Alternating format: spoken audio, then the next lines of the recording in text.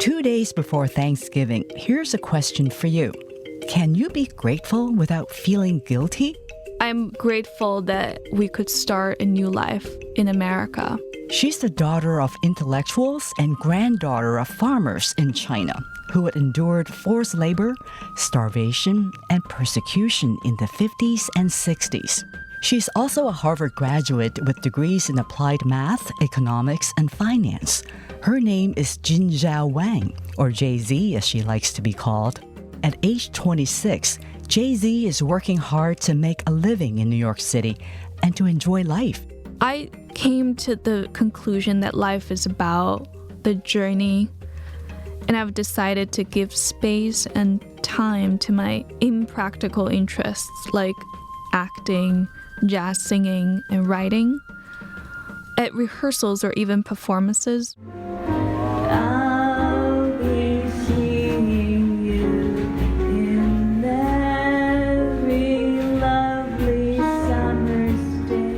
But here's the problem.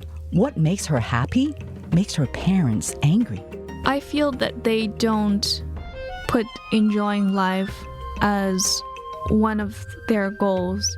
They feel that I'm still building the foundation of my life, and every moment spent on enjoying life is wrong. That's Jay-Z's struggle. How to please her parents without sacrificing her passion. I'm Mabel Chan, and this is One in a Billion, her guilty pleasure.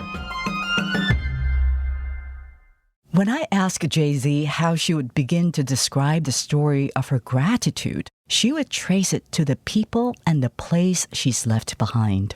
My grandparents on both sides lived primarily in rural areas. So I was born in Chuzhou in the province of Anhui in China. Historically, Anhui was one of the smallest, poorest, and least developed regions in China. When I was 5, I moved to the city of Nanjing and grew up there until I was 13. That was 2005, the year Jay-Z followed her family to America to get around China's strict one-child policy. Her mother desperately wanted a second child. During the Great Leap, my mom was the only child home and was often left alone at night when wolves were howling in the mountains. She had such trauma that she wanted to give her children siblings. The Great Leap was Mao Zedong's campaign in 1958 to rapidly transform China's agrarian economy into a modern industrial society in just 5 years. Millions of people were forced to toil day and night to meet impossible production quota, but that ended in catastrophe. Tens of millions of people were believed to have died in the Great Famine that followed. My grandmother did not have enough food to feed her children, such that she left her 2-year-old first son on the side of a street during a famine. Not long after the famine, Jay-Z's family would be hit by another campaign that punished what the Communist Party called class enemies, such as landowners, intellectuals, and teachers. Her mother and her father were both training to be educators. My mom met my dad, who also had a family that, was persecuted during the Cultural Revolution in the city, and my father was on the way to become a professor. My mom convinced my dad to do his required visiting scholarship in the foreign country of America because she heard at some point that a child born here automatically gets citizenship. 2006 was a turning point. My sister, Jessie, was born, and I was also admitted to a really good high school in Boston. That's Boston Latin School. At age 14, Jay-Z got in purely on her incredible math score, even though she didn't speak English yet. So we then decided to stay for my education. That all sounded good, didn't it? But here's the thing. Her family's decision to stay for Jay-Z's education actually derailed her father's career. Looking back, I see the sacrifice that my grandparents and parents made. My dad having to give up professorship so that we could start a new life in America. Once in America, Jay-Z would discover more stories of family sacrifices. Some stories are told by my parents when we are on family vacations.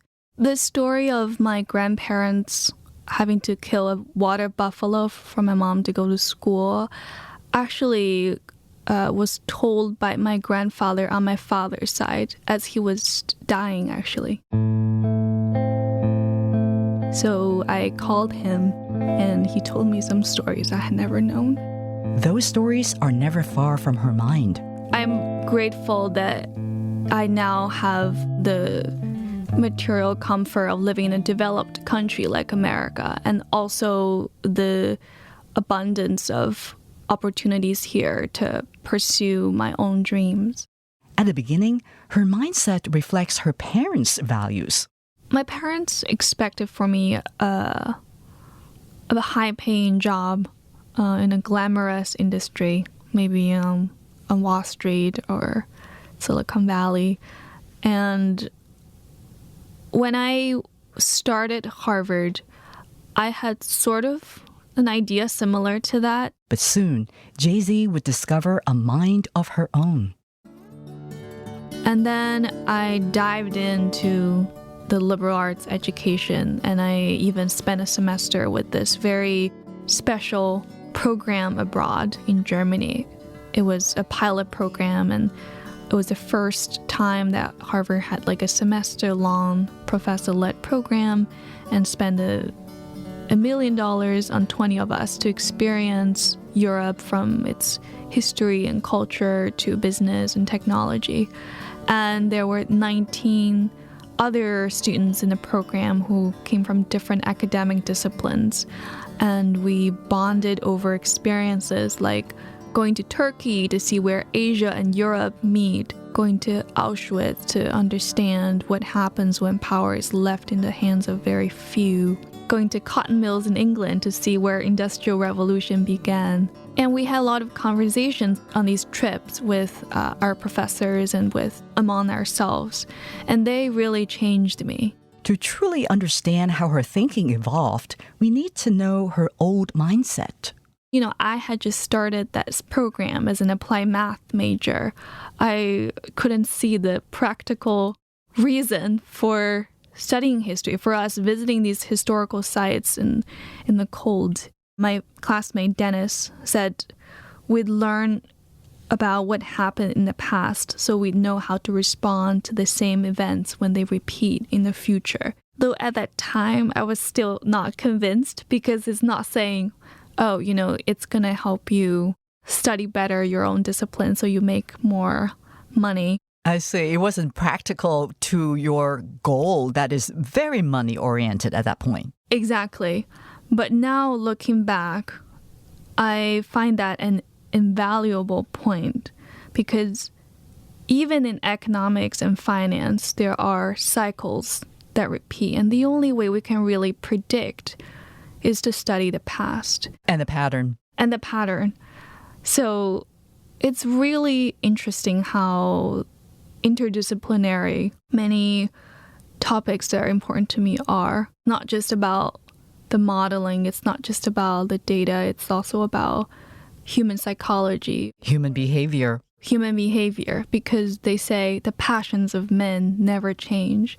You know, why do we even still read Shakespeare? It's because we still respond to things in the exact same way. And, you know, I'm really grateful looking back that I had that conversation. And that conversation sticks. You know, it sticks with you. Yes, for sure. Even though it didn't go directly towards your goal at the time, but it sticks with you. Why do you think that sticks with you? Because it's so different? I think it's because partly I had that curiosity. I asked Dennis. So I was more interested in hearing the answer. And when I heard it, I remembered it. If it just came to me from a teacher in a lecture hall, I might just write it down. I might even get it on an exam, but it will not stick with me as much. Right. And then Dennis is your friend, your peer, right? So it's also, it's different coming from your peer as well, very different perspective. So your mind, your brain was seeking different opinions, and Right. different views. Right. So you see that as not just information, but insight, perhaps. Yes, for sure. There was another example. We went to Eastern Europe and we started with visiting war museums in Warsaw, in Poland. And I remember having this heated discussion with this friend, Min, who is originally from Vietnam. And he was a political science major at the time, so he was definitely better read on the literature than I was. Having grown up in China, I felt there was no big problems with communist regime. I had a happy childhood. And Min made me realize that though I had a peaceful time in China, there are marginalized people whose stories I simply do not know.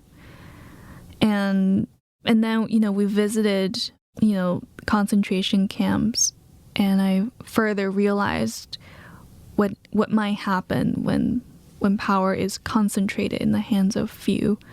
And Or corrupted. Yeah, or corrupted. And I started to really appreciate democracy in a new way. Mm-hmm. And I, to be honest, in high school, memorized certain definitions of it because I had to. It didn't have a tangible connection to me. And since that point on, since that argument with Min, I realized that I would be a supporter of true democracy. Just as Jay-Z was forming a new mindset, recognizing her right to choose who should be in power or what to believe, she will not forget who got her here and what she has. And perhaps that's when her story of gratitude is mixed with a sense of guilt, because there's a level of comfort that my parents and my grandparents cannot enjoy. Now my parents living in America can enjoy, but they are so accustomed to saving, to being frugal, that they don't get to enjoy it in the same way as I do. What's more, she's free to pursue what matters to her that are lacking in the world she comes from, such as the opportunity to pursue some things meaningful that is sort of imagined. So say I want to work on this political cause with a group of people, or I like to write a story and try to publish it, or I'd audition for a particular role. A lot of these things are part of the developed world that is still very rare in places like China. Here in America, she values the ethnic and cultural diversity of her friends from all over the world. Now, why is that important to you in terms of diversity of friends? To have different worldviews and perspectives. And if I had only, say, Chinese friends, we'd probably all share similar values and interests. And it's very interesting to explore a different religion or a different dance or a new look on relationships. It's very enriching to have friends from different cultural and socioeconomic backgrounds. You would welcome those friends of different backgrounds to shape you. Right? Exactly. So that you're not in, as you said, a totally Chinese environment, very homogenous, that you feel the pressure to conform. Exactly. Yeah, that's a really good point. But the pressure to conform to her parents is real. Sometimes that leads to a breakdown. Well, sometimes my mom could cry. Sometimes they would yell at me for hours. Oh. Yeah. Wow, because they hear that you're going to be pursuing dancing or writing or singing?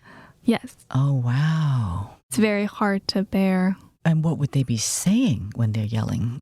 That I'm a loser, totally behind other sons and daughters they know of their friends, that I've wasted my education, that they've disappointed them. Wow. What is it that you get that they don't? I see that money is not the answer to my happiness, whereas to them it gives them all the freedom in the world to pursue happiness. Jay-Z has a very different idea about what is a good life, who she is, and what makes her happy. I first am prone to drama. So either, I do a job where I also get to interact with people, try to present something, or, I really become involved in theater or jazz performance. That way I could be truly happy. I don't mean to do those things all day long because I think there also might be some intellectual challenge missing. But I do need those in my life to feel healthy. Fulfilled. To feel fulfilled. I also like variety. Like I'm a monkey in the Chinese zodiac. Huh? So I like to multitask, have a taste of everything. But I'll be seeing you. And so Jay-Z keeps singing and sharing her pleasure. I have invited my parents to the jazz concert. They cheered for me, but I feel in their mind they probably were thinking, this is just a side interest of yours. You didn't have to invite us. And I like to have passion in what I do. While I have a genuine interest in my day job, there are some things that make me burn. Like there's a story I really want to write, or going to jazz rehearsals and, being in the room with other instrumentalists and figuring out how we want to do this piece. Those things make me feel alive, and I cannot live without them. Are you able to share that kind of excitement and energy with your parents? Can they feel that for you? Are they happy for you? No. Yeah, they think that's crazy. You can say that. Yeah, that's selfish of me. So for you to choose what would be pleasurable, happiness, and to live your own life, and to be free from expectation of one way to live according to them, does that mean that you can't really be a good daughter when you're choosing to live your own life? I hope that someday I will be seen as a good daughter. This path that I've chosen is certainly not a typical path. It's much less traveled. So I inevitably stumble along this path. But I think over time, I'll have accumulated learnings from these mistakes and failures such that I will reach a place where I both feel fulfilled and my parents are proud of me also.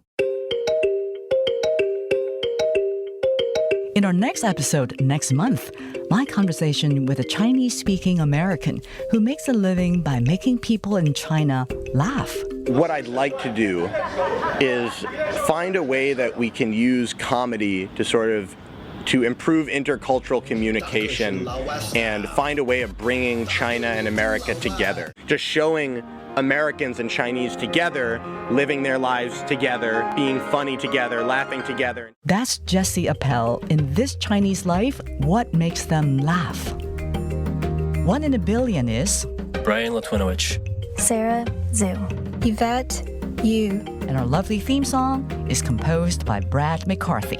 Let us know if you want to join our team of volunteers, help us plan events, pitch a story.